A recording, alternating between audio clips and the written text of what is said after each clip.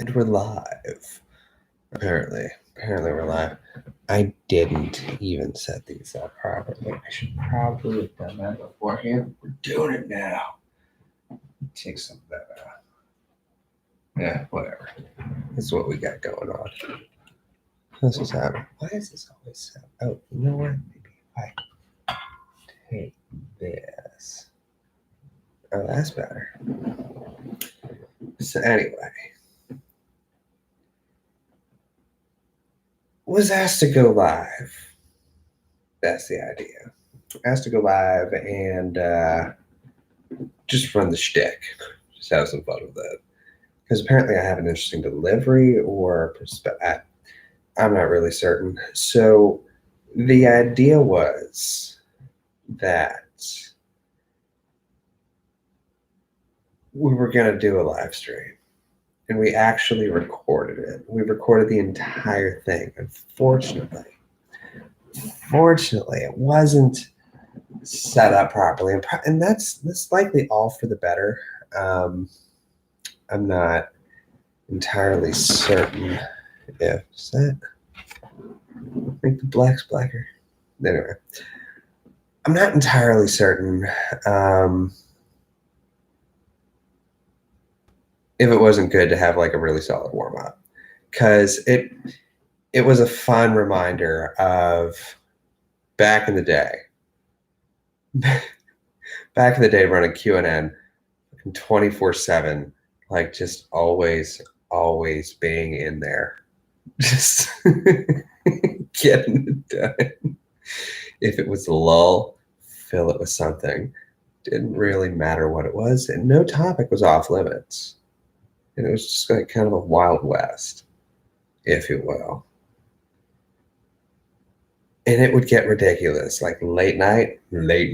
Ooh, that was a good conversation. Like during the day, it was make sure that this is something that people at work can listen to.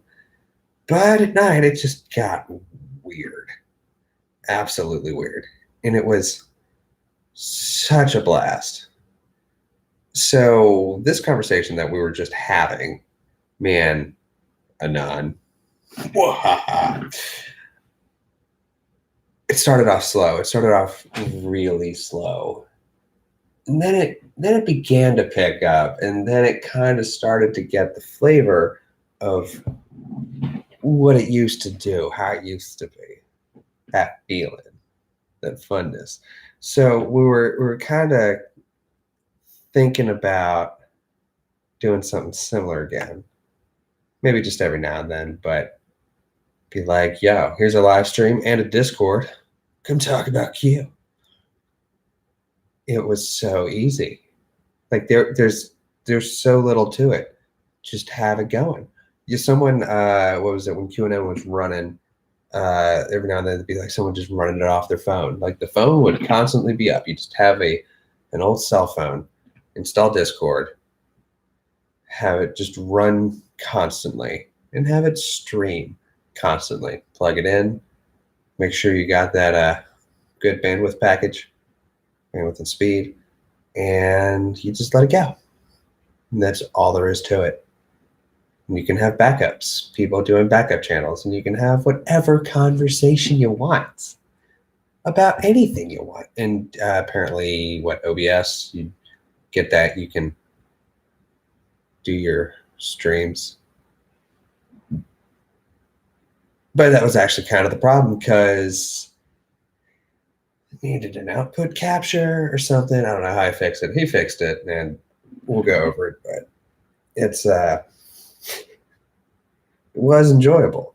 And of course, every time you live stream, it's not just the people in the Discord who are like quietly listening in because they're most invested in the conversation, not just the folks on YouTube or something. And you're reminded that there's always like some creeper listening in. And yes, every viewer is a creeper. It's like, yeah, why are you looking here? There's other things.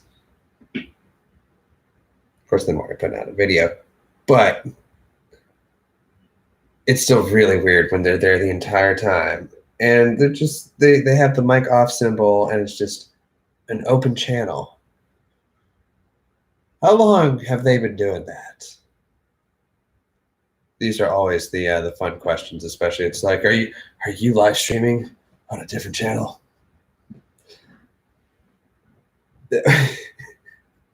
It's like just having open mic, or like the people who enter a server and they just immediately hop into the voice chat. It's just an open mic, waiting to pick up anything that might happen to come across the airwaves. Oh, and technically, when they asked me to do this, they're like, "Dude, give us your thoughts on coronavirus." It's like, okay, seems man-made. Seems like that's the news. China, can't trust China. China is asshole. There it is. So if China is asshole, then don't trust China about Wuhan. Okay. And supposedly from BD, for anyone who follows that saga, the saga of Big Dick and None, with Baruch. Um, apparently, this isn't the first time the Chinese have done this, which shouldn't surprise anybody. I mean, they literally harvest organs. Like, they don't give any fucks at all about human life. It's like currency. They're at their disposal, if you will. And if they're not testing, then they can't increase the numbers. And if bodies just show up and they don't test the bodies, they just dispose of them, well, then, hey, there's people die. It's China. You've seen the movies. It just happens. So, I mean, are they just downsizing the corporation of China? They have all these males, and they could free up some space, maybe give people a reason to spread out into all these ghost towns that they built with the high rises that nobody lives in. I mean, it was always just kind of like a testing, proving ground, just for the world order that people like Sanders and Warren and Biden envision, and Clinton and all of their ilk. Like, I'm still thoroughly convinced that 11-3 relates to the election, because after that, no one can stop what's going to happen. They're all voted out, and there's no reason to say, oh, they're going after a political opponent. Nope, he's not running again. You can't use that. And even if they keep trying to impeach, install, and impeach, eventually there's going to be some kind of blockade that gets in the way of that, or they just let it ride. Fuck it. We'll see you on the other side. Like, it doesn't matter. But we could do something interesting. We could. Don't know if they will. Maybe it's just going to be fruitless attempt after fruitless attempt, just, beating on the walls of the Supreme Court or Senate or whatever that display was. That lady. Then you got the demonstrations all over the world that no one's paying attention to. South America. What about, Hong Kong? I wonder what they're up to. Should probably check. Would they stay in for this? It's really convenient. And then there's the yellow vest. Trump mentioned them. They're in the 60s, or maybe or the 80s. It was the last one I saw. It was like last Saturday. The Saturday before that. I check in every now and then.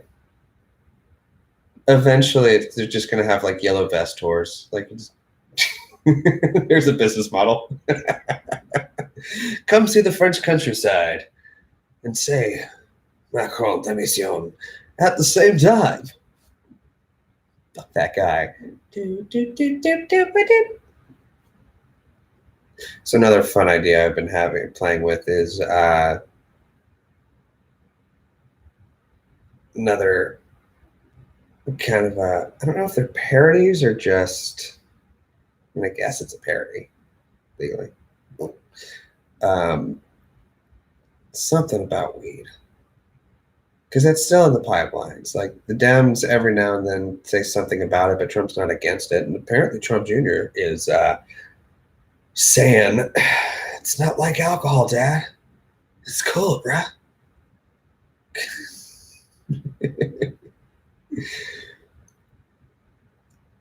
Maybe. I mean, supposedly he's been getting in his ear, man. you don't see the same effects with alcohol and weed, and all the good stuff is patented because they said so. Ultimately, that's what a lot of this comes down to. It's just because they fucking said so. But yeah, the back and forth was honestly more interesting. I think like maybe if I were to plan this out a little bit better, but or at all. Like you want to be like, who is Q? Who do you think Q is? Robert F. Kennedy Jr. Yeah, it's possible. That could be fun. Or on the Q team, because is Q necessarily an individual or is it a group? And thought that was kind of the consensus. There was a group of people. That's why they have like different Qs, different Q voices. Oh, this Q is different than last Q. It's different. Who's at the helm? Oh, you'll be surprised. Sure, it'll all be a surprise. um, and they had this criteria, and it was like, yeah, Robert F. Kennedy Jr. or Eric Prince. But Eric Prince, I mean, it's so public though. I can see him being on the team.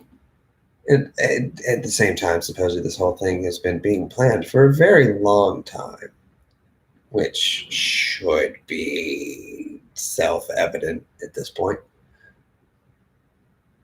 to anyone who isn't listening to people like Mike Rothschild. Like, what is up with that guy? It's so bad. It's just a stretch. Like it's like Krasenstein, but Q instead of Trump. And a lot of the same arguments they try to use against Q people is the same stuff Trump supporters have been dealing with. And it's just interchangeable. So that's what I do. And it works. It works so well. Oh, it works so well. They don't know what to do with it. And at the same time, you're dealing with people who don't know where babies come from. And they want to say that cis woman is the base definition of something described as born with two X chromosomes, can give birth, can after getting pregnant and gestating, all that jazz. Cis woman, but trans woman is a woman, no modifier. No, because when I say woman, no one expects there to be a penis. As if I were to say man. It's just kind of one of those things. It comes with an expectation. And why would I ever want to describe someone based on their gender in the first place? Like no one really asked the question of why is it so prevalent in language? Why were nouns like why, like romance languages, everything has a gender. Why is it really so important? I mean, I think it is, especially considering it's one of the like most concrete ways of defining something in a world of ambiguity and just making shit up.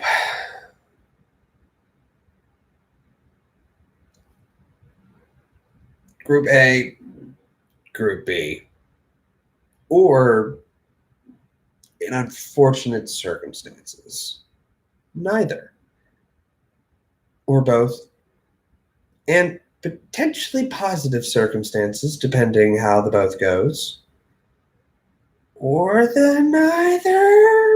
eunuchs. They had a lot of time. Just China was on. They've always done things really horribly. Like, no, I'm not saying it was inefficient, but making every eunuchs.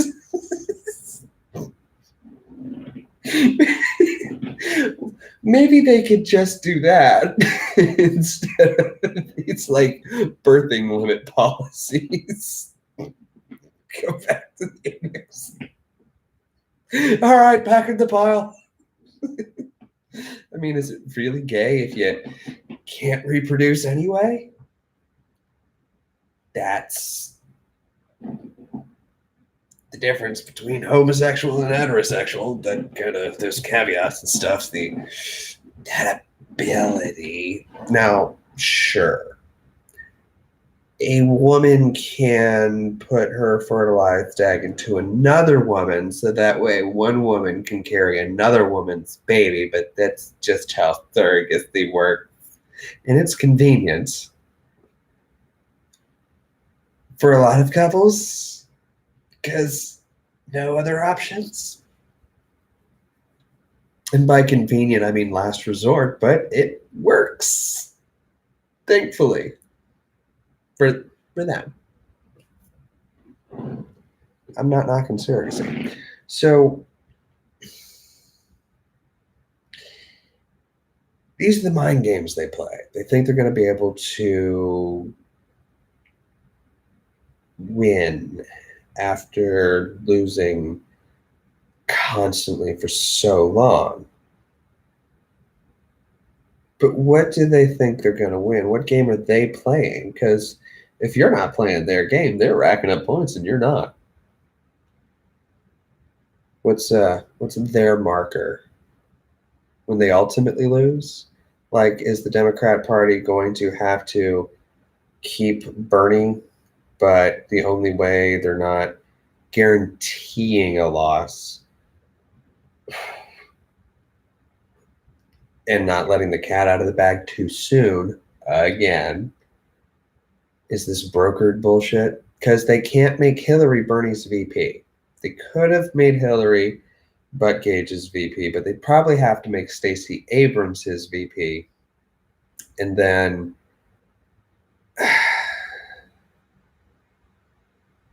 I don't know, maybe just Hillary and no, the Bernie Bros would riot. They're kind of in a pickle. How do they protect everybody and not pop their corn too early and get burned again? I'm not sure they have the answer. A lot of MS-13's been getting kicked out. And, oh man, all these pedophiles keep getting busted. And so their supply chains, both up and down, things go not as planned for, because you don't just do that sort of thing on the spur of the moment. I would imagine not. I guess that's how they entrap people. I think you'd watch enough Chris Hansen, you'd have a good concept about that. But yeah, hopefully the back and forth style action is can come back and we can get some of that, not necessarily the original magic, but just not forget how to play. That's the point. Don't want to forget how to play because it was fun. It was lively. It's not going to be protocols and prayers. It's very likely not going to run 24/7. It could. All it takes is a phone. Probably have an old one lying around that can handle Discord. That's all it has to do. Handle Discord, stream into YouTube. You can wipe everything else from the phone that you don't need just to make sure that everything's dedicated to that. It's not hard. Get a Raspberry Pi. There's probably ones built for it. Like, there's so many ways to do it. We could do it. And if you try and it doesn't work out, blame me. It's that guy with the funny glasses, the funny hat, and the headphones. Because of David 504's affliction. Like and subscribe so that he can reach 6 million subs. And it will be epical. And he can remove the headphones. I don't understand the pineapple pizza thing. Like, I bet he had to add that because they're like, but we've seen it. He's like, fine, I'll do another thing. It has to be what it was. I don't know. He plays good bass. You should like and subscribe. Punch that like button, jokes. Yes? Nat. Slappers. You know what to do. I'm not going to edit that. I'm not going to do that. Not epical.